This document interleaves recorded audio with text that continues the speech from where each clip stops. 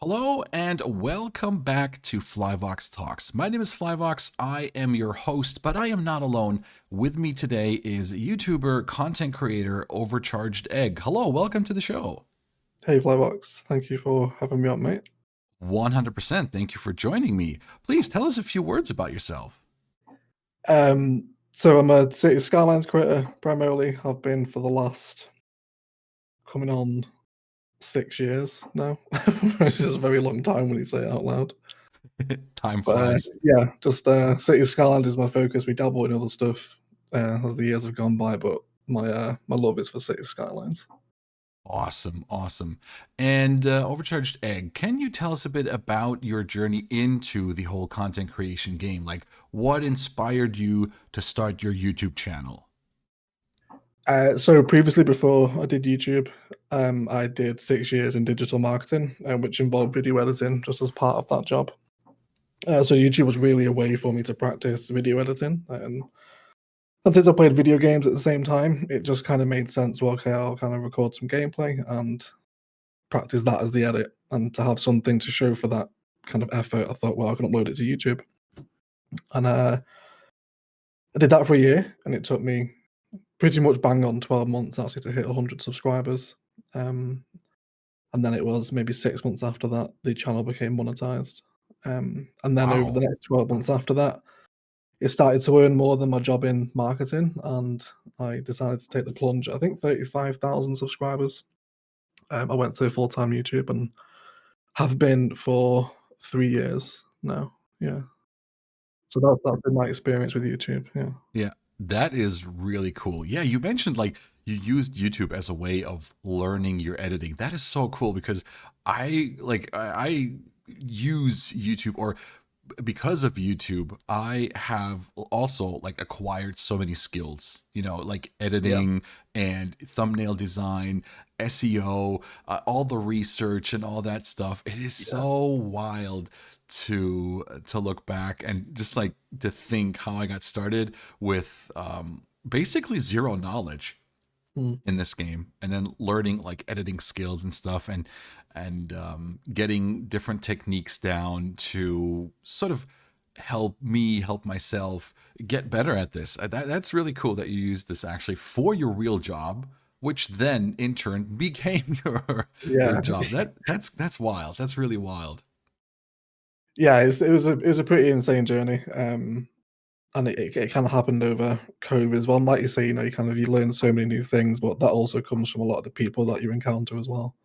Right, right. That was such an unexpected kind of side of doing YouTube videos. Was kind of coming across the community, as getting invited out to kind of Finland and meeting so many Hmm. people and getting advice from them, and just in that atmosphere and environment was something you never would have expected just from making those very early Overcharged Egg videos. So as much as kind of becoming a YouTuber has to being a full-time job, as crazy that has been, the experience that's gone with it I think is even more unexpected and crazy, if that makes sense. It does to me 100%. And I'm pretty sure people listening can also relate to that. Yeah, for sure. For sure. So, Overcharged Egg, by the way, can I just call you Egg, or what do you Yeah, I prefer? guess man, Egg yeah, is fine, which actually brings me to my next question. How did you come up with your name, with your brand, with the channel name? so there's no epic story. It's just old Xbox handle that I came up with when I was maybe 13 playing Halo 3. It popped into my head, and I changed it from what was once upon a time was Gears of Warlord, as I was a big kind of Xbox 360 kid. So yeah, I changed it from that to Overcharged Egg, and then that just kind of became my online gaming handle in whatever I went to. So It just kind made of sense stuck. for the channel to take that name as well.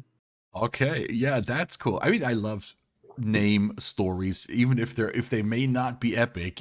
There's like I always love to listen to the story. It's really Yeah. interesting for me as well with Flyvox, and people ask me like, how did you come up with your name? And it's just like also like totally by accident, because I was the singer of a metal band, and we were called Butterfly because like heavy metal, and then you have this like name, like we thought it would be pretty epic. Turns out it wasn't, but and but what we did when we went to the studio and we would record our parts, and everybody had like the guitar was short git, and drums and everything was like marked and named, and I was just Vox, Vox, short for Mhm. vocals. And then when we had like, it was like semi professional, I guess, and we had email addresses for each of the band members, and I was always Butterfly Vox because I was the vocals, the singer of Butterfly. And so I just kind of used that handle, Butterfly Vox, for most of the stuff, that because like it started to become more and more the digital world, and you needed like accounts for everything. Yeah, And you so I do. used, yeah, so I used Butterfly Vox for everything. And I got the Nintendo Wii U console. And there was this thing that's called the Miiverse, where you Mhm. would create your little avatars and you Yeah, the could little customize meal. them. Yeah. And you could give them a name. I was like, well, I'm going with Butterfly Vox. Turns out there was too many letters. It was too many letters, and I had to shorten it down. So I was like, well, what, I guess I'm just dropping the butter. So Flybox was Yeah. forged on the Wii U. And so it was forged in the Miiverse. Yeah. So I mean, it's pretty funny now. And I just like, at that moment, like, I guess the same with you, with your Yeah. Xbox account. Like, you don't really think about what like the future brings, or like, that was I did not even have anything to do with content creation. I don't even think I watched YouTube videos back in the day. Like, Mhm. I had nothing to do with it. And then like years later, yeah, it's wild to look Yeah. back, and I love hearing stories about names for sure. Yeah. So, what were some of the biggest challenges that you faced when you first started your channel? Like, you mentioned you had like 12 months for 100 subscribers, Mhm. and how did you like overcome those? Um, I'd say the biggest challenge was probably trying to find a niche. 'Cause I think unless you have an extremely unique hook, with your content, as an extreme example of that being City Planner Plays, Phil had that city planning hook. You can say the same for a Real Civil Engineer as Hmm. well. They have that very unique thing about the channel that really stands them out. And if you don't have something like that and you're making just kind of normal sort of content, you've got to find a niche. And it took me just a while to find that, and it turned out to be Vanilla City Skylines stuff, because everyone at the time I really got into CS, which was about 2019, every single series and video on City Skylines on YouTube was modded. At least everyone had at least move it. Right. So there's quite a big market for just vanilla unmodded CS, and that's where I found my niche during the COVID lockdowns. And yeah, it just took a year to kind of find that, because if you go way back on the channel, there's a FIFA series, Total War Warhammer 2, loads of other random games that I just tried and different videos on to try and kind of find a established viewer base, and Cities Vanilla was that. Oh, that's awesome. So you still have your old videos uploaded Yeah, or yeah, the like not published? playlist. Yeah, yeah, you'd have to scroll way back through about 1,000 videos now to get to them. Yeah, but they are there. Right, right. Oh my God, that is cool. Mhm, That's actually really cool. Yeah, I also, like, before I got into City Skylines more, and went with that game as my approach to all of this like content creation. I also did a lot of various other things, but I privated all of these videos that don't fit in there, because I'm mhm, not really sure about how YouTube, with like how it works when you have like other stuff as mhm, well. Might make a change in that. I don't know. I don't know. But it's always interesting to find out how people actually got started.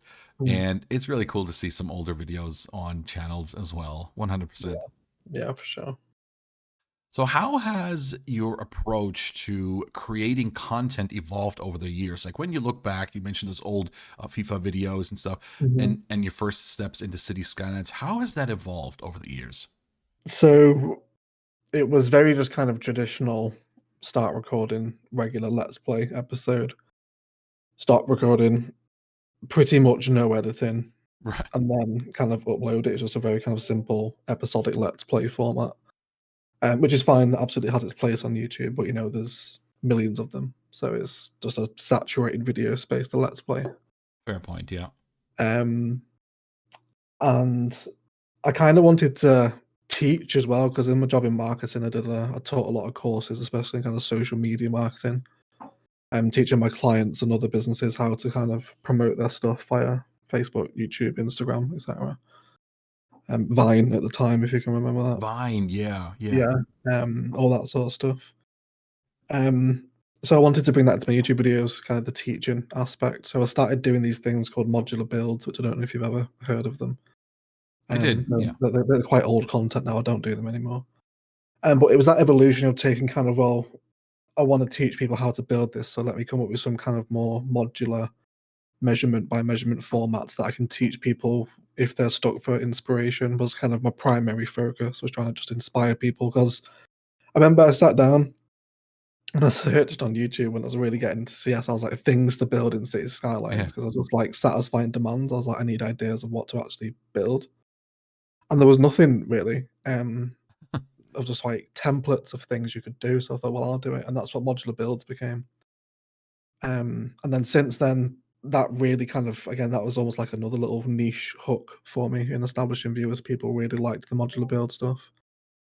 And now, fast forwarding all these years later, that's kind of fused into my Let's Play format. I'm not sure if you're familiar with kind of the expansion of my city projects. But they're all very kind of like modular development focused around kind of major arterial frames, and that's really kind of the fusing of the regular series with the kind of measurement by measurement modular build format that I developed very early on in the channel. And I'm looking to evolve it again now. I want to move more to a streaming format now, whilst also recording that. I'm currently investing in the setup to have a dual streaming setup and recording for kind of long play kind of special videos too. So it's going to evolve again, kind of into 2025, really. So Oh, yeah, it's changed quite a lot over the years. And I think you have to as well. I think if you're, oh, if definitely. if you're not kind of evolving, you're dying, right? Is the Yeah.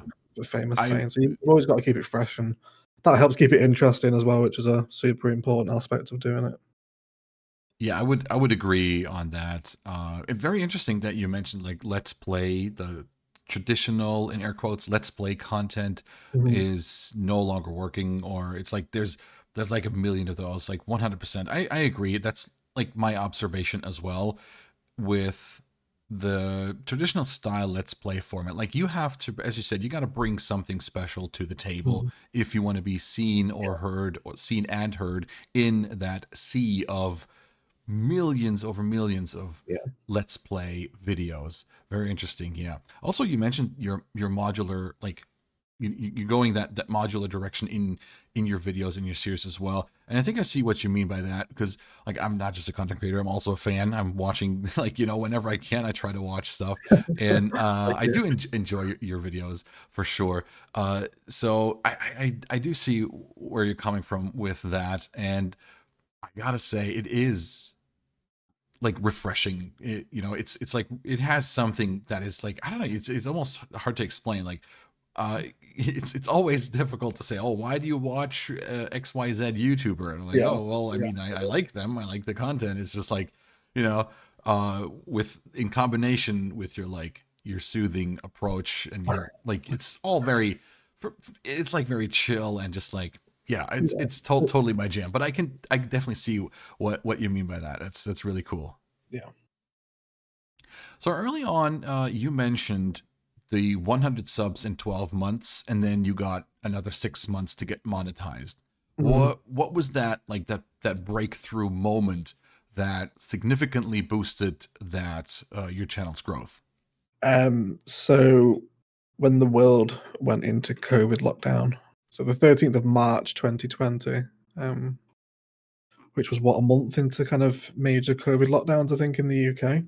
And I released the video of how to start a city for 2020 in city skylines. And all of a sudden, there was a lot of people at home with nothing but time on their hands. And that video went to 1.3 million, which is my Wow. second most popular video. Um, and that really kicked a load of people to the channel, that amount of views. And then a few months after that, I started Palavan, um, which was, I don't know, I'm sure you're familiar with Palavan.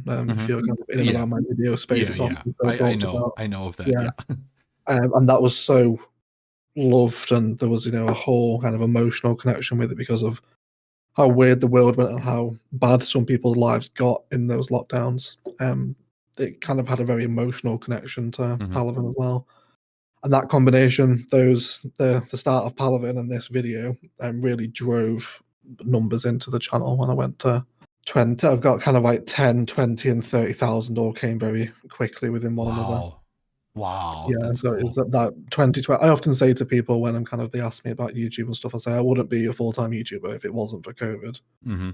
because it fostered so many people around the channel at that very weird time. Yeah. And I also as well shout out to my Discord people that are in there pretty much every day saying good morning, and have been for a number of years, hanging out in voice chat sessions and streaming to each other since those COVID lockdown days.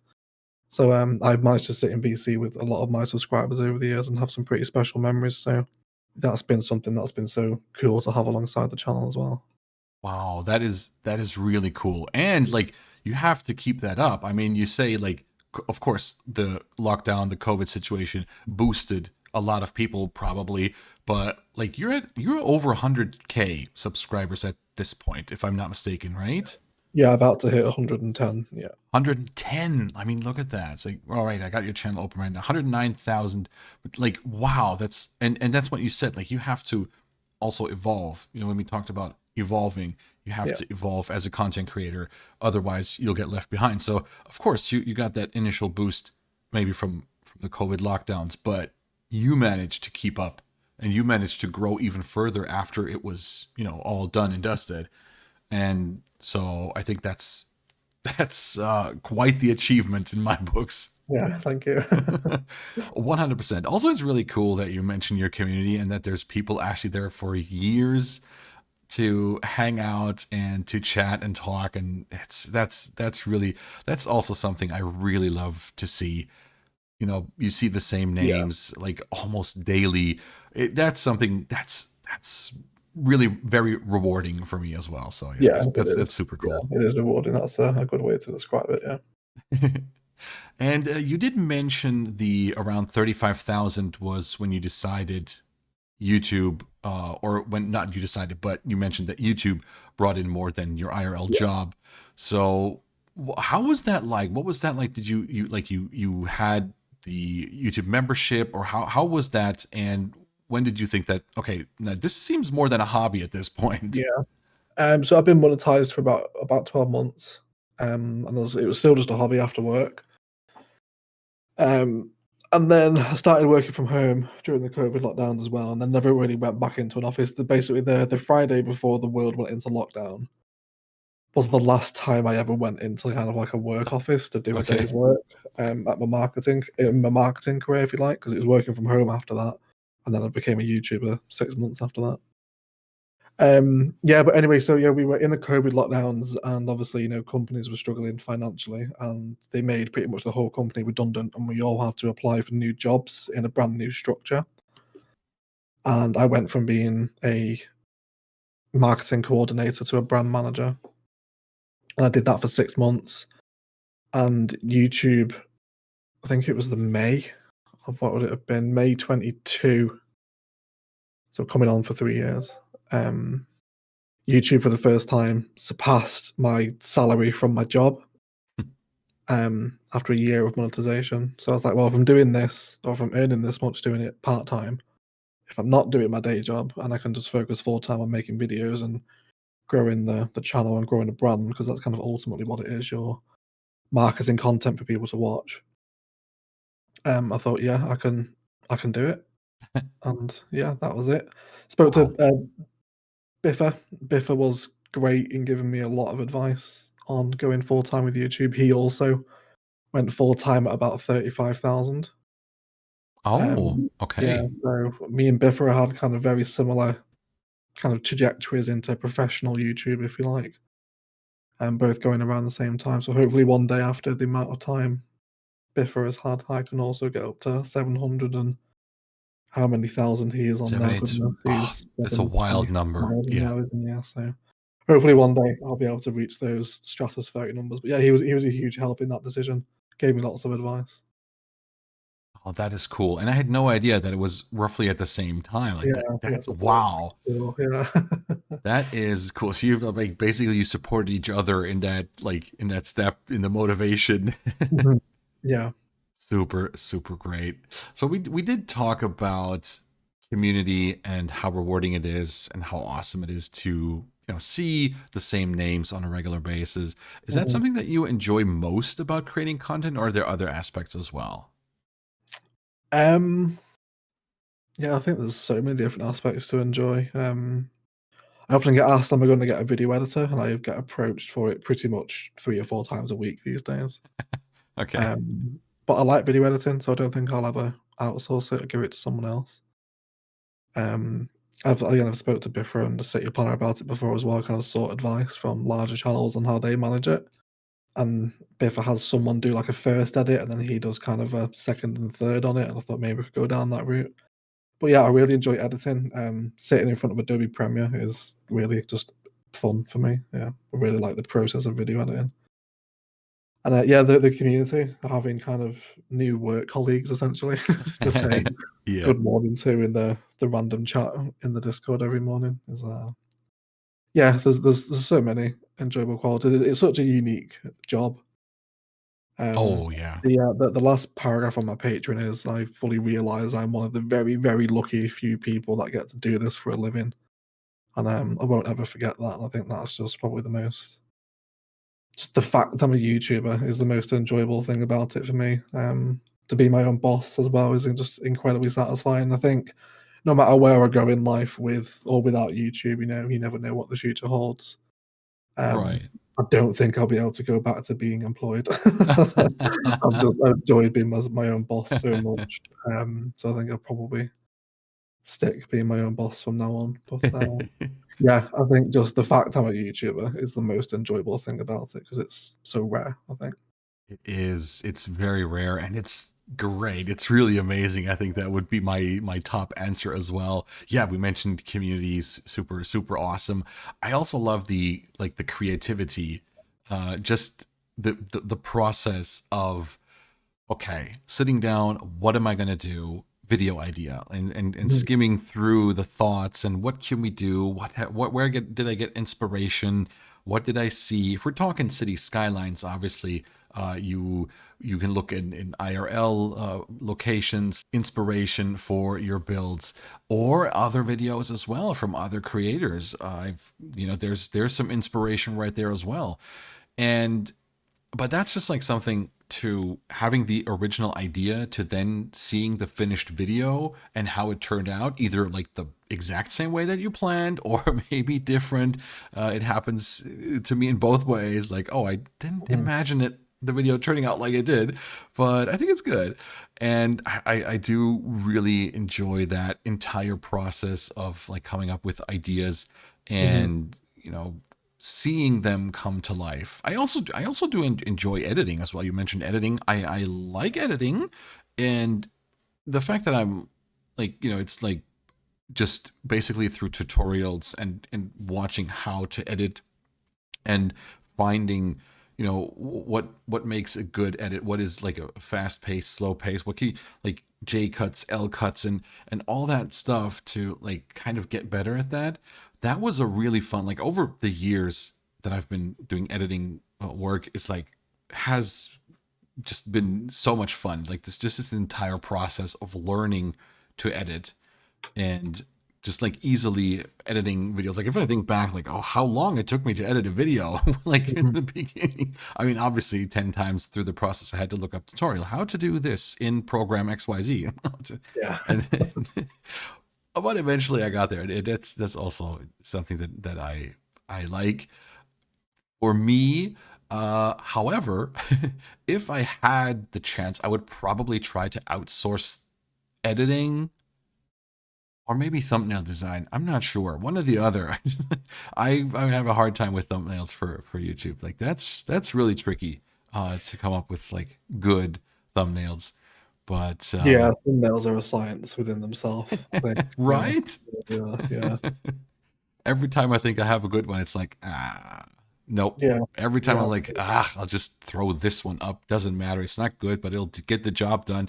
And it's like, oh my god, it's got great CTR, and it's like, yeah, what? Like absolutely. what? I don't. Yeah, there can be no rhyme or reason to it sometimes with the thumbnails. It is super wild. Yeah, 100%. So, Egg, can you walk us through the creative process when you're planning a video or a series? Like, what amount or what kind of prep work goes into that? So I think with the, I guess if you're going to talk about the main series, which is the Cities Let's Play, which has been Palaven, I guess starting with Fremwood, Biguzia, Palaven, Navaria, Nubioke, Orchid Bay, Ilos, Thessia, and Rannoch. Um, that's I think what a lot of people come to me for is that what has kind of become a little kind of mini verse since it's kind of had that many cities in it now. I have a piece of merch. I don't know. I can send you a picture of it here. That is essentially kind of a Tolkien style map of a continent containing all of my cities. Oh, oh, But wow. you can see all the cities marked out on the continent. Okay, We had one of my moderators, Rich, drew the map, and then we had a designer, do that to it to make it look cool. it's really So epic. yeah, it's a canvas you can mount on the wall. Super cool bit of merch. So that has kind of spawned from that, which was a really kind of unintended creative process, if you like. Kind of coming back to your question there, but yeah, so that was kind of something to lean into. Obviously, you kind of from my videos, I have cinematic announcement trailers for for the series.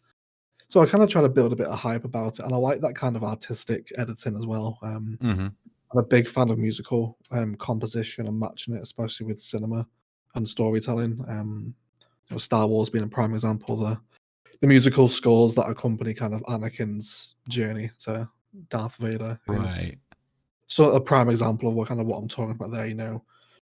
The John Williams score is blaring and your hair stands on end and you get a bit teary eyed. That kind of hard hitting cinema. I really appreciate that as kind of an art form, and that's something I try to bring in with that. There's people that have sat and watched the Palavan farewells and shed tears to the music and the angles of the city, and as they say, goodbye to it after spending time with it for 12 months. So that was a really unexpected creative element of making kind of the mainline series, if you like. Obviously, the more tutorial based stuff isn't that kind of cinematic or emotional, but I definitely try and maintain those two elements in particular. If you could pinpoint it, I'd say cinematic and emotion are two things I try and bring into my main series. But I definitely didn't go into YouTube thinking that. It was just kind of a side effect that arose from my video format, I think. right. That's amazing. Yeah, if I remember correctly as well, like it is pretty good. Like with all the music and it's like wow, and that that is it's really cool that you have like these aspects, and I'm a fan of like the cinematics myself. Like if we're Mhm. talking movie trailers, movie music, like trailers obviously if they don't spoil too much, like just get a glimpse of some shots of some Yeah, sceneries and with like epic scores composed, it's like wow, yeah, goosebumps. And yeah, every like yeah. That whole vibe is just super cool. I absolutely love it. Yeah, I think as a I guess I don't even know what you would call it, but for me, it's just kind of a. I guess if you want to kind of address cinema as an art form, which I think many would consider it to be, I think the ability to match scene with music is yeah, it can be something very special if it's done correctly. all 100% agree on that. Like Yeah, music can like make or break, yeah, a scene absolutely. or Yeah. a trailer, a video. Yeah, 100%. And And, that's thankfully as well, I was lucky enough to come across Onyx's music, which again, if you're kind of familiar with, especially Palavan era egg videos, Onyx music was pretty much in every video. And I still talk to him now. He's a French composer. A shout out to him. He's absolutely incredibly talented. And his music was exactly the vibe I was looking for. And I came across it browsing SoundCloud for something to use. And yeah, he's since done me commission pieces as well. So that really helped kind of set that exact atmosphere and kind of emotional tether to my videos that I was kind of looking to create. Yeah. that is cool. And for the YouTube video, we'll link the music. Like Onyx was the creator's name. We'll link Yes, that. yeah, Onycs, yeah, Onyx. ONYCS. Nice. And Yeah, we'll link that in the description of the YouTube video as well. That is really cool. I find it often difficult to, like, I can find myself, like, not wasting, but like spending hours no, just yeah, it could take it finding like the right track. music. Yeah, It's like, oh, wow. especially now with sites like Artlist and Epidemic, Ah, there's so much choice. Like you can yeah. just get lost for hours. Yeah. You definitely spent a lot of time Mm, there, 100%. yeah. So we did talk about obviously the job in air quotes, the job of YouTube, of being your own boss. For me personally, I never like when I can I'm like far away from making a career out of content creation. However, when I'm honestly to myself or with myself and thinking, like, would I go for it? Would I give up an IRL job in order to pursue content creation full time? And that is something for me that, first of all, it seems scary because you're self-employed. As just, I mean, it's cool. You said you like your own boss, of course, Mhm. but also if I think about that, that also brings for me, like just thinking about it, like a lot of anxiety as well. How do you stay motivated and avoid burnout? Because content creation is of demanding nature. Yeah, that's a real key part of it. I think if you decide to go into it full time, um, I don't really game anymore. If I'm sat at my PC, I'm usually doing something related to the channel, Right, be that administration behind the scenes, or running a business, which is what it is. And I think that's a key important point as well. I'll come on to. Um, is that you have to treat it like a business. I think if you treat it as in you're just playing video games for a living, it's very easy to get burnt out on it. And what I mean by that, it's important to take time away from it. Um, Obviously, playing video games for a living, it's super easy to sit in front of a screen for 18 hours a day, which is super unhealthy for your right, mind and your body. right. And that's something I was really conscious of, and especially something that became quite a problem in the COVID lockdowns as well. Just spending too much time inside, cabin fever, and I'm sure you agree. Just spending too much tunnel vision against a screen locked in a room Mm, isn't good for your head. yeah. And so I think factoring that in and making sure you take time away as you would if you had a regular job. You don't work weekends for most people. Tend to have 1 or 2, 3 days off in the week. Taking time to do that and kind of recognizing that, yeah, okay, I am playing video games, which is super fun and unfortunate, but it is work for me now. So when I do come away from that, I kind of don't want to go back and game again, you know, 'cause I end up back sat at work, you know. So that was kind of quite a big change that came with it. Yeah. Yeah. I get that 100%. It's like when I grinded to get my YouTube channel monetized with cities, I spent about 12 months doing that, and I pumped out like 2 videos per week.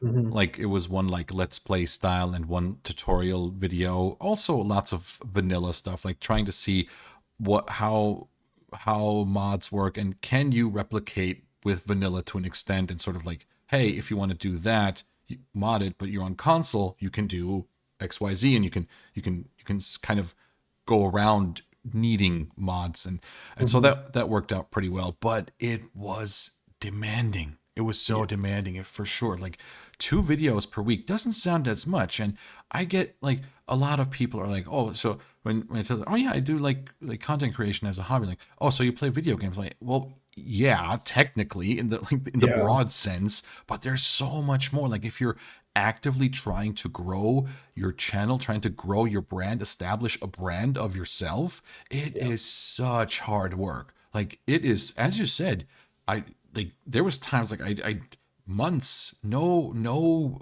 gaming for myself. Just like when I finally did get to game just for me, I was like, my God, this is so refreshing. Not needing to narrate, not needing to talk, not needing to how do I look on camera, or like if you're a faceless Yeah. channel, but like how like it was like so, and I was like, no, this is becoming like too much, and for me even like as such a I'm small channel, it got to a point where I was like, okay, no, I mean, I have my family, I work, and this is still just a hobby, supposed to be a hobby. Even if I took it like semi seriously and tried to grow my social media, because I also live stream on Twitch. And then Hmm. of course you got TikTok, you have Instagram, you have Twitter or X or whatever it's called, and like all these like different platforms. Then you got the different formats on YouTube as well. And like how are you supposed to keep up with that? Like how are you supposed to live stream 2 or 3 times a week, pump out a couple of videos per week, then do short form content for like 3 platforms every day, Yeah, and not get like burnt out. So it is really important to, yeah, you said it like best. It's important to step back, to step away, and not, because when I turn on my computer, it's like, okay, what can I do? Oh, I need to update my socials. I need to update my Twitch yeah, page. I need to update my emotes. I need to update my logo. It's like there's so many stuff to do, and there's like, oh wow, there's a new Call of Duty game. Like I can't play that because I have to do all this stuff. yeah, And yes, I totally understand it, but like still for me it's not a job, so I can easily say, you know what, I'll do it yeah, tomorrow. I can do two yeah, 3 hours of cod, no problem, yeah, because it's like I'll do it tomorrow, it doesn't matter. But when you're like in your position and it's like, okay, I have to get this video out, like it's expected, like there's, I don't know, is there like pressure for you like to stick to your schedule? um, yeah, but that's kind of pressure from myself, really, Right. rather than kind of from anyone else. Because consistency is such a massive thing on YouTube as well. You just got to be consistent in what you want to offer, whatever that is, whether you're doing kind of like major edited long form pieces or like super cut content, tutorials, let's plays, whatever it is you're Mm. offering. Just be consistent with it.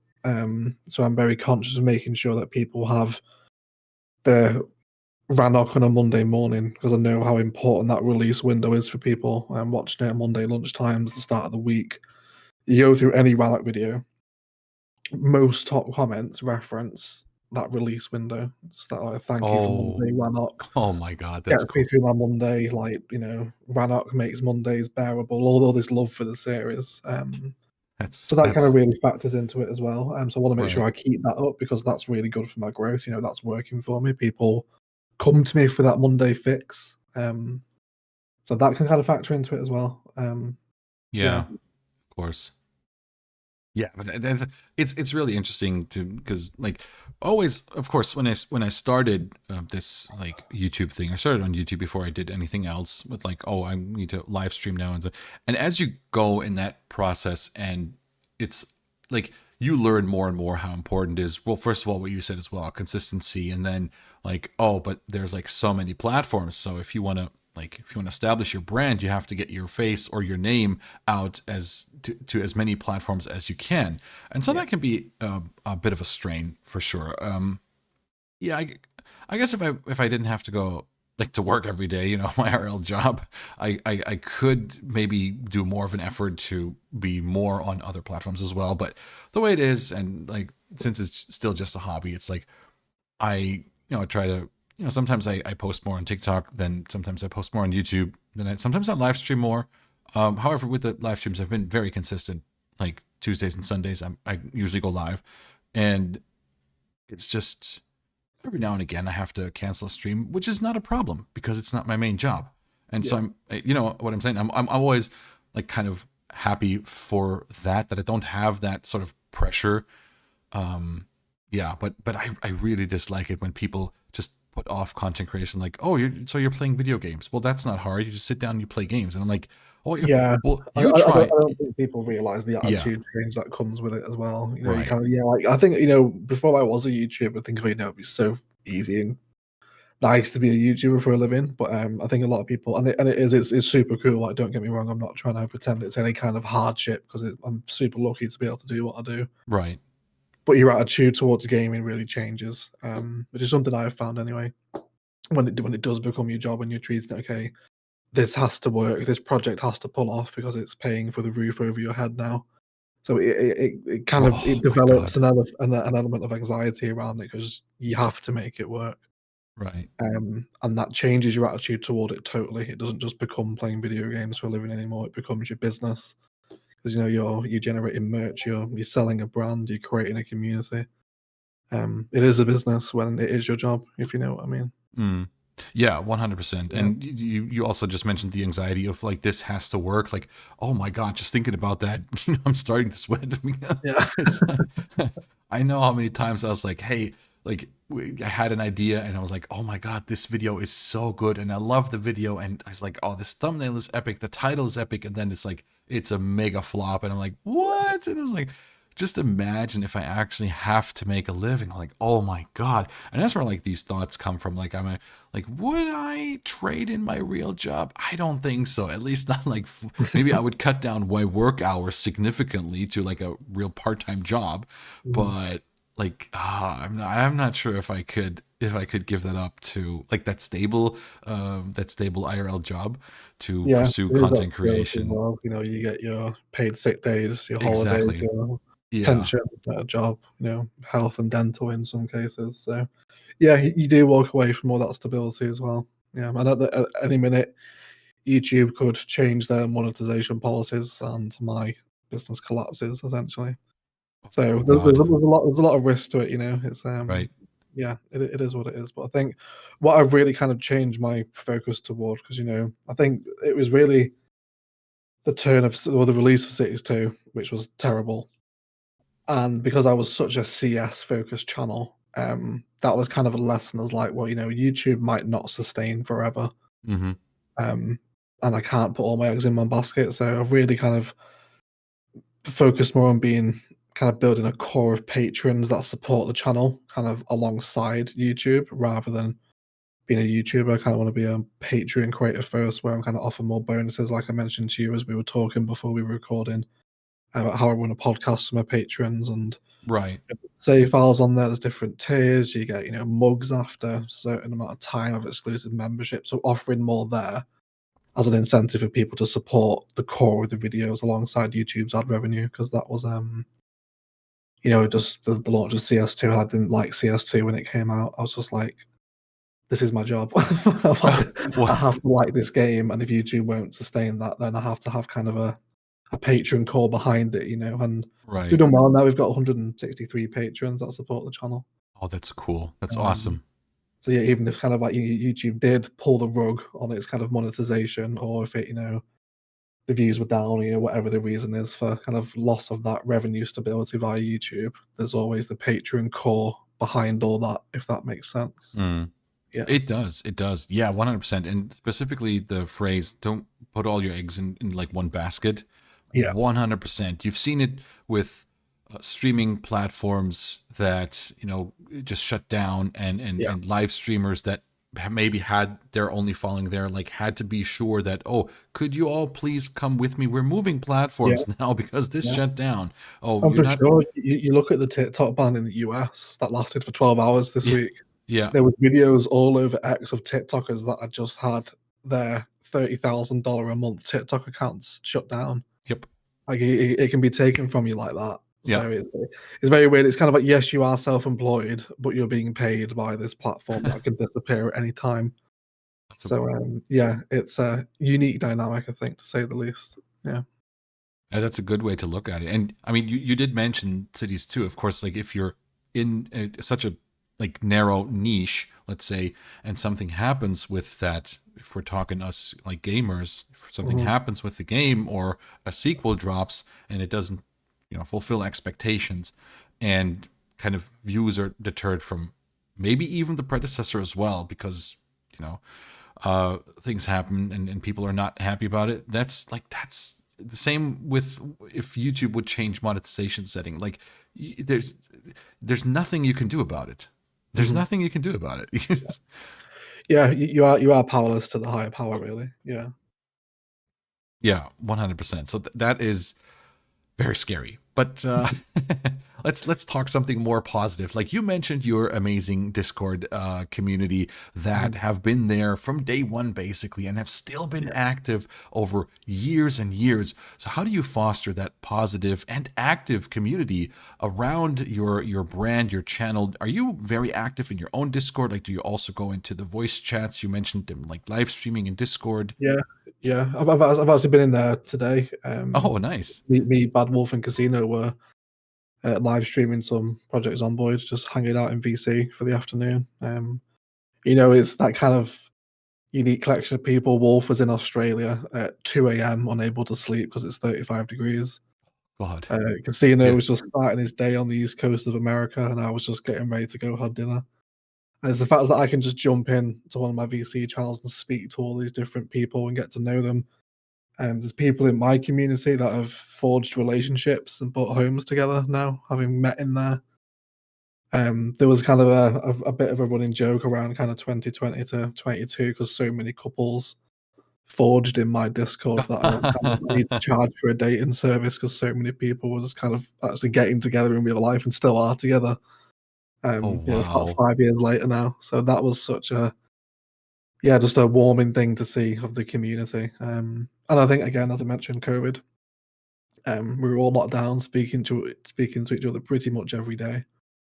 And sharing very intimate details and how we were feeling during those very weird times for pretty much the whole world. And Right. yeah, that whole atmosphere and that initial core, and some of those people are my mods now. Brassac Casino, Rich Lands especially really helps me with the channel. And yeah, it's just been I've met friends for life, and I've met some of them myself multiple times, and had some very very fond memories. And it's yeah, That crazy is unexpected side effect of making YouTube videos was the community that developed around it. Yeah, I love my audience. I love recognizing the same names that are in the comment section every week. I know Carrie, one of my tier 3 patrons, was horrendously affected by the hurricanes in oh, America towards the okay. end of last year, and Megan asking her every time I see a comment, I'm like, "I hope the recovery is going okay." And, yeah, I get to engage with people across all walks of life all around the world. Yeah, the community is the silver lining to the very nice Oh, fluffy cloud. Yeah. that Yeah. is really cool. That is so great. Yeah. I actually met some of my, I don't know if I want to call them viewers, like from my community. Mhm. We've met IRL as well. And I gotta say, it is so great to in person meet people that Yeah. is It like is. like I know your name. Like I mean, we met in Finland, and Yeah. that was like, I mean, that's like more of a, I'm like a fan, as I said. Sorry, like I was like fanboying so hard during that event. It was like super cool seeing and meeting all of the amazing creators there. And yeah, but for my community, meeting up with a bunch of people was so cool, and just sitting together and just talking, having a cup of Mhm. coffee, and just like relaxing. And it was so much fun. And that's something that I really also will cherish for Yeah. forever, if Sure. for a very long time, if not forever. Yeah. That is yeah, community is like really one of the best parts about Yeah. this. Yeah. And I think, in terms of kind of the second part of your question of kind of fostering an active community in particular is quite, um I think it's something that requires a lot of time and attention. I had $2 on my Patreon podcast a few months ago, and he was kind of asking me kind of how he can foster a more active Discord and community, as he was saying his was a little bit on the quiet side, and he just wanted it to be a bit more bubbling. Hmm. Um, I said, and he's asking of mine because he says he sees my active community across kind of the city space. And I say you just have to spend time with your audience because they appreciate it so much. Though that good morning, how are you? How was the weekend? Do you have plans on Saturday? Just a casual conversation with their favorite creator every morning goes a huge distance. I found in seeing them come back every day. Because there's I've said good morning now to the same people for years, and I don't think I've never done that with a YouTuber. Said good morning to them every day for that amount of time. So yeah, I do try and make sure I spend at least some time with my creators on a more personal level, like in the voice chats in the random chat every morning, and just Mhm. spend that time with them. And it's we still have an active Discord after 6 years with 4,000 people in there now, so I think it's working. Wow. I think, I would say so too, yeah. yeah. Yeah, that's great. And you mentioned like being active a lot and like almost daily, you yourself, which is really, I want to say it's almost like also rare, depending also on the size, of course, of the creator, like the audience size. Because I've seen it as well. It's like it is so awesome to like when you're just like a viewer, a fan, a community member, and you see the creator pop in chat. It's like, hey, how's it going, guys? And you're like, Mm, oh my god, wow! And can I like they replied? It's like not every creator does that, mm, and so it's I think it's special, and I truly appreciate that as well. Like I know how demanding it is to like try and grow and foster community mhm, on Discord. And you mentioned the time sink that goes in there because it is really a time sink. It is like, yeah, like these day to day conversations, and sometimes even for me, what I found is like I tend to say good morning in my Discord, and then it's like I am at work and stuff happens. Of course, I can't check my phone every 5 minutes, and then it's like 3 hours later, I'm like, oh shoot, oh my yeah, god, and I checked Discord. It was like I still do I that. was like, It's fine. good morning, how are you, Fly? And I'm like, ooh, yeah, Yeah, sorry, life busy work day, you know. Yeah, yeah, I'll do the same sometimes. I've had like crazy busy morning. I'll say good morning, might be a little bit quiet for 10 minutes. I'll go into recording and then come out 2 hours later and flashback. It's like, oh yeah, hello, sorry, I'm just in recording here. Hope you're having a good day. It happens. It Yeah, happens. Hey, absolutely. what can you do? So what's really cool is that you mentioned that people actually like came together in your Discord through your Discord. Can you share some like more memorable interactions or feedback from your viewers that had significant impact on you, like maybe good or bad?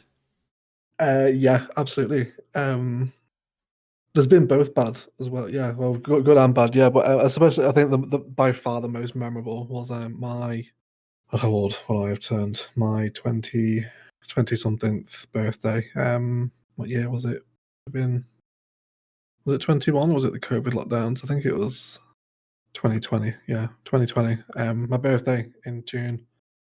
My subscriber base recorded a video of many of them, pretty much a lot of the regulars in the Discord, all recording themselves, giving me a happy birthday message and telling me how much my content means to them. Oh my God, that I cried wow, like a baby, yeah. And they got me in a voice chat. I joined the voice chat on my birthday, and there was about 30 people in there. And I thought, why is that so busy? And then one of my moderators rang me and said, come and join the VC. So I was like, okay. I came and jumped in, and everyone was dead silent.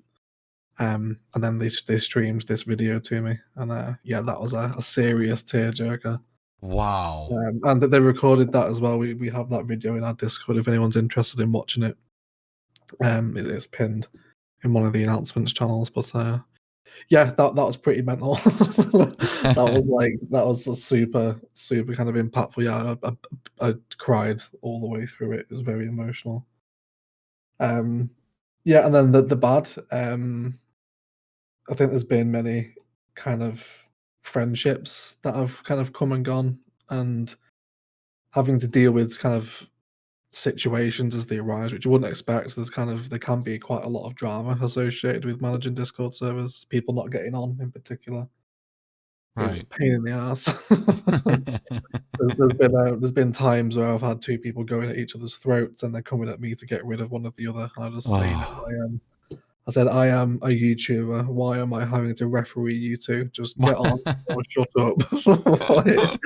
Like, sometimes you do have to deal with that downside of it, because that's just I think human nature. Not everyone will get on. Eventually, you're going to meet Mm. people in life you don't enjoy spending time around. That's just life, I think. Right, But right, yeah, right. so there's been kind of downtimes having to deal with fallouts and loss of friendships and that kind of thing. But yeah, I think focusing more on the good thing. That video is a particularly special moment of the channel. Yeah. Wow. I'm I hate to admit this, but I'm not in your Discord. But I think I need No, to it's go fine. in now and There's check. too many Discord servers. I'm like way too many Discord servers to Mhm. like keep up with. Yeah, me too. Me But too. you got me really curious, and I think I want to just at least go see the video. It's like, Yeah, well, if you join the server, you'll get the content creator role, so it'll be worth it. oh, very nice. Yes, I definitely have to check that out.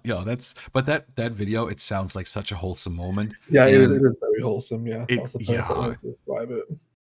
can totally understand like breaking out in tears and stuff. Like my community did something smaller, not a video, but like a special like birthday card Hmm. for my live stream when I streamed live, and I did a little fundraiser. I was like, it's my birthday, I want to give back as well. So every cent that was like donated, or if somebody subscribed through Twitch, I forwarded it to charity, and we Yeah, made like a whole special fundraiser birthday shenanigans out of it. And I got like a little birthday card. It was so sweet, and people like all chipped in to do. It was so cool, and they even had like a secret channel on my Discord where I was like, I mean, obviously I could have looked in there, but I didn't. I yeah, didn't because I was specifically told not to go and look in there in that channel. And they did all the planning and did stuff. And it was so cool. Afterwards, when I was allowed to go into that channel, I started at the top and I couldn't stop reading until I read the very last message. It took me quite some time, but it was such a great yeah. moment. It's like, oh my, you guys, this is so awesome. And yeah, it was so I totally understand that. And that is ah like these wholesome moments are chef's kiss. It's the best. It's the Yeah, best. it is. So when talking about creating content or making YouTube videos, you already mentioned that you had trouble finding your niche. Like, how important is a niche to find a niche when making YouTube? And what advice would you give to aspiring content creators who are just starting out? I think first of all, picking your content kind of format is a key thing to identify, and what platform lends itself to that format the best. I think whether you want to lean more into streaming or being a shorts creator or kind of longer form videos, I think there's three very distinctive and very different creation processes involved in each of those content creators, if you like. Being a live streamer is very different to being a YouTuber. Yeah. Um, and yeah, finding, I think, go into it with a niche or a hook, like I've mentioned, kind of set your plan a civil engineer, they've used their real professions and tied it into something unique with gaming videos. If you have something like that, that's really good way of establishing an initial audience, which helps the algorithm start to tickle your channel a little bit. That initial kind of core viewership that really likes your videos, which I think can be found with a niche. For me, it was Vanilla CS, and I've done many more things from that now. I know I've gone to Tiny Glade is now my most popular video, but I'm not a Tiny Glade channel.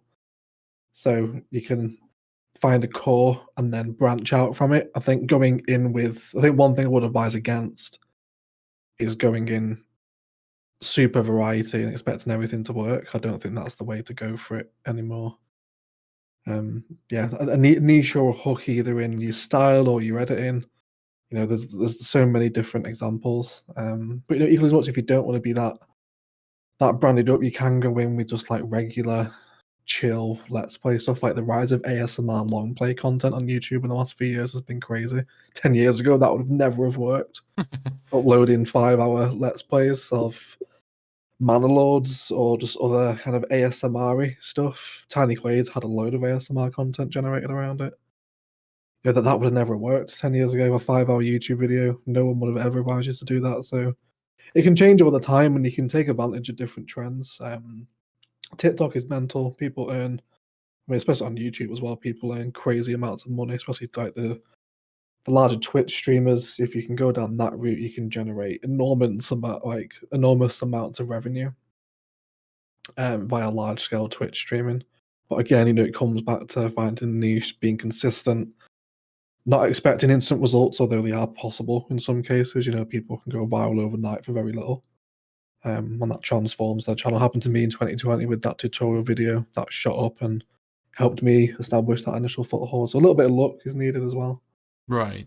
And I think kind of further advice would be just be genuine, be yourself. Don't put on what I like to refer to as a phone voice. You know how you speak to people on the phone if you're on the phone to like customer support or a restaurant or something. You have a slightly different voice. Don't do that. Oh, right. Now that you mention it. Yeah, be yourself. Talk as you. Be genuine. Be consistent, and people will come and they will find you. Yeah, and like we said earlier as well, always grow. Don't stagnate because someone will come along with something new and better, and Hmm. you will be left behind. So, yeah, constantly change things up and keep it fresh for you and your audience. I think would be my advice points, yeah, for content creators. Wow, that is very insightful. Yeah. And I would agree with all of them, Yeah, honestly. good. I mean, if it was all that easy to pull off, right? Yeah, yeah, it is easier said than done. Absolutely is easier said than done. Yeah, Yeah, yeah. yeah. No, I fully understand, 100%. So Egg, you mentioned before that you basically don't game for yourself anymore Mhm, because every time you sit down on your computer, you're working on your business basically. So mhm. when you're not creating content or you don't turn on your computer, what other hobbies or activities do you enjoy? I own a dog, so dog walking is a Oh, big part of my nice. life. I have a little, cocker spaniel called Coco. Yeah, she's absolutely gorgeous. Spend time with family. I have a little nephew who is 10, and we're currently going through Star Wars in chronological order, Oh, which I would nice. thoroughly recommend, by the way. If no one's ever been through Star Wars chronologically, it is a very different watching experience, than going through in release order. So, if everyone's listening hasn't done it, do it. If you're a big Star Wars fan, it's definitely worth doing. So, we're just about to finish season 3 of Mandalorian, and then we're on to Book of Boba Fett after that. So, yeah, spending time with my family is a big thing. Quite a big family person. I go to the gym. I'm a kickboxer, so training is pretty common. I've recently taken up yoga as well. Um, Watching football. I'm a big Manchester United fan, which is Oh. hard to admit these days. But yeah, I'm a big United fan. Yeah, so yeah, I managed to fill my time away from work with. I do still game as well. I make it sound as though I don't play anything else. So I can read out my Steam library for you. And I've most recently played Manowars, Project Zomboid, Total War Warhammer, Warhammer Space Marine 2, Satisfactory, City Skylines, of course. So I do make Of time for course. other games, but yeah, I don't kind of game casually nearly as much as I used to before becoming a Right. YouTuber. Yeah, yeah. So yeah, I managed to fill my time really with quite a wide variety of things. Variety is the spice of life, after all. I So was yeah, just about to keep say it that fresh. when you said variety. Nice. Yeah, I mean it's very important too, and like Mhm. a lot of activities that is so cool to hear. Yeah, And what was the dog's name? Coco or Hot Coco? Coco. Just Yeah, Coco. I was like, wait, is Coco. it Yeah. Hot Coco? Because that sounds super cute as well. Yeah, she's a little brown cocker spaniel. Yeah, she's Very absolutely nice. Very nice. So when you do get time to game, are there any upcoming games that you're particularly excited about and plan to feature on your channel? Maybe. yeah, I wanna do some Project Zomboid content. Oh, Absolutely love Project Zomboid. One of my top 3 favorite games at the minute alongside CS. Yeah, I love Zomboid. Very quickly sunk 450 hours into it. oh, I will quite easily hit several thousand on Zomboid over the years, I think. And I'd love to do a Ultimate Beginner's Guide because I've always found tutorial content always does well on YouTube. Teach someone how to do something and teach it well, and it'll get views. Like beginners guides, noobs guides, how tos, always kind of easy views on YouTube if you like, if you do them well, right. and present the information so people can actually learn from it. So I'd love to introduce my audience to Project Zomboid by that method. So I am planning for kind of a beginner's guide to Project Zomboid, which I'll piece together when the stable version of Build 42 releases, which will hopefully be in the next month or so. The Roman Anno is out this year, isn't it? I'll play that. Civ 7, I got emailed about early access the other day. Oh, So very nice. I'll probably be featuring Civ 7, especially if I'm getting early access for it. Never played a Civilization game before, so I'm looking forward to that. Yeah, Foundation launches into 1.0 next week. I'm really looking forward to that. I love Foundation. That's such a cool game. And yeah, just kind of that Junctions as well. Another kind of what is basically in section marking tool the game is out, and they're going to add city build into it as well. I believe the city state developer has also teased kind of a more detail focused city builder for City State 3 as well. So that should be pretty cool. Man Awards obviously is just growing amazingly each update. I'm in the middle of recording a Man Awards series at the moment. Right. On the new update 4, so that's going to carry on growing over the years. So that'll be a continual feature. And CS2 as well. CS2 has had a brilliant 2024, Oh yeah. especially the second half of it with the creator packs. They've been an absolute godsend to the game.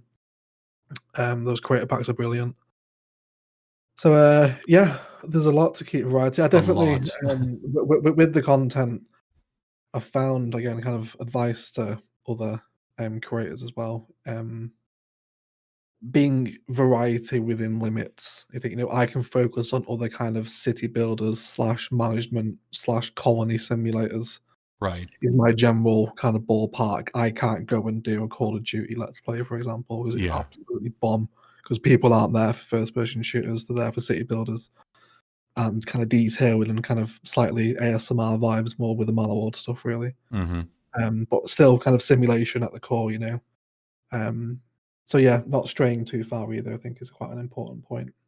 Variety within reason, I think, is a good way to summarize it. Yeah, that sounds pretty good. Yeah, of course. Like Yeah, that's. I mean, yeah, viewers find channels for a reason, and like I heard or I read somewhere was like a pretty good example to just like demonstrate or just to like get a visual on that. Like if you're a channel and you're talking about the color blue and you love the color blue and you make videos about the color blue and everything is blue and people find the channel and they're like, oh wow, this person likes, I like blue as well, this is so cool yeah, to watch. And then the next video you do is like, oh, I like red, the color red is epic. And then all the like, what you just, why this drastic change now? And that's, people will probably not watch that because like it's totally yeah. different, but That within that reason. really hurts how YouTube serves up your videos as well. So if you put out a video that has a really low click through rate, for example, if I went and uploaded a gameplay video of a Call of Duty online match right now, something totally away from what I would normally would produce, Yeah. that would get such a low click rate that the next time I push a video, YouTube won't notify some people because they aren't clicking previous Hmm. notifications that they have absolutely zero interest in. So not only does the video tend to perform poorly, but if you can continue to do it, it will also hurt the channel because less and less people will get notifications because they're not clicking on previous ones that they've got. So it can be a balancing act. It really can. Yeah. Oh, for sure. Very, very interesting. It's like a whole science in itself. It is, yeah, it really is. It's like its own form of kind of marketing. You kind of got like traditional print media. Again, my mind's very marketing focused because of my job before YouTube. But you have kind of like print media and digital media. I think like video, especially kind of social video, is its own almost industry in a sense. There's lots of little nuances and balances to strike with it. Yeah, it can be quite an in-depth science if you let it be. Yeah, there's a lot of. I know. Speaking to other content creators, especially when we were in Finland, how much people spend on video editing, how they kind of run things behind the scenes. It's yeah, a real balancing act. I know that Hmm. people go back and change their video titles after a month in some cases. Yeah, yeah. There's all different things you can do to refine the journey. Yeah, it's Yeah. yeah. I find it quite interesting. I think yeah, that's why I almost find it so enjoyable. It's a science in itself, like you said. Yeah, that's so true. So when we're talking variety content, and like you said, like if you couldn't upload a Call of Duty video right now, Mhm. what if you would like? Would would you consider creating a secondary channel for like all the stuff that isn't related to your management, city building, simulation games? Yeah, second channels can do really well. I think a lot of the time it depends on what sort of content you make. But so much of my time is taken up with Overcharged Egg Ah, and right, right. time spent away from that creating videos. on a channel that isn't monetized is also quite a hard thing to do because it is my job. I rely on videos. I can't upload videos for free, essentially, if you know what I mean. Yeah. I know that all my videos are free, they're always on YouTube. I'll never charge for them. I run an early access program with Patreon, but it makes it to YouTube a week later. Right. Um, yeah, that's just something you got to factor in, I think. Oh yeah, for sure, for sure. So, Egg, we've been recording for over an hour. Wow, time Yeah, flies yeah, when you're that does having fun. sound But I would have one more question for you, and in regards to long-term goals, what are your goals for your channel and your content creation career, looking into the future? I would like to monetize a lot more platforms. I need to be much more active on TikTok, and I need to start streaming on Twitch. Because when I do stream, it's only on YouTube. So kind of to branch out into other channels, to monetize a TikTok account would be a good long term goal for the channel. Alongside just being more active on streaming in general, but especially on Twitch. Um, having seen kind of obviously this is my job now, so I want to make money from it. I've just saved enough for a house deposit, so I'm in the process of looking for my first house at the moment. So kind of growing the channel to kind of grow in life. Really, I guess is the long term goal. I want to buy a house now, so the channel has to grow to facilitate that. Let's play content won't pay a mortgage. You have to Right. grow and expand, and yeah, that's kind of the so it's quite a hard question to answer, actually. But yeah, I've just got my silver play button, so that was just such a huge milestone. Um, so I guess very long term goals, if we're talking next 10 years, it would be super cool to get a gold button if I could ever reach 1 million subs. Right. Right. But again, I think kind of coming back to the point we've mentioned several times tonight on kind of evolution of content, you have to keep evolving, I think, to get to that size of YouTube channel, 1 million subscribers. Yeah. You look at someone like Biffa, who has been around for 13 years on YouTube now, he still hasn't hit 1 million. So that's a very, very, very distant goal. But then you look at someone like City Planner, who's been around for less time than me. My channel is older than Phil's, and he's beyond the Biffa now, coming up to 800,000. So Wow, he's at one video, 800,000. I didn't one, know.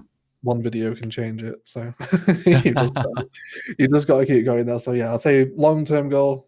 Let's get a gold play button. Let's talk 15 years. Yeah, let's get the next play button. Would be a long term goal. Let's go. I'm here to support that 100%. Overcharged Egg. Oh my God. This was a really great talk. Thank you so much once again for being on the show. I loved having this conversation with you. This is really great. Obviously, for this, for the podcast on YouTube, I will link all your socials below. And for all the listeners, where can we find you? Obviously, on YouTube, your Overcharged Egg. You mentioned a Patreon. Yeah, yeah. If you want to find out about me, YouTube is the best way. And then if you want more, there is a Patreon that's linked there as well. If you really need more egg, then it's there. But yeah, thanks for having me on, man. It was a really fun chat. I've always wanted to be invited on a podcast, so this is kind of the first one I've done. So Nice. yeah, Well, thanks for the offer. It was great to chat. once again, thank you so much for carving out the time to being on the show. I really appreciate it. Thank you so much, Overcharged Egg. All right, everybody, that's it for this episode. Be on the lookout for even more. Thank you all so much for listening and stay safe out there. Bye bye.